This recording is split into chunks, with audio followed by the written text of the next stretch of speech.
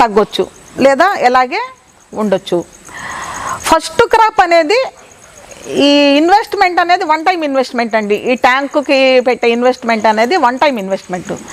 Second crop నుంచి ఈ ట్యాంకుకి పెట్టుబడి పెట్టాల్సిన అవసరం ఉండదు. కేవలం పిల్లలు, మేత. ఇది 1,25,000 1,50,000 వరకు మనం ఖర్చు తీసుకున్నట్లయితే వీళ్ళకి వచ్చే ఆదాయం 3 లక్షలు ఉంటుందండి. అప్పుడు రెండవ క్రాప్ నుంచి వీళ్ళ నికర ఆదాయం 1,00,000 నుంచి 2 లక్షల వరకు వచ్చే అవకాశం ఉంటుందండి.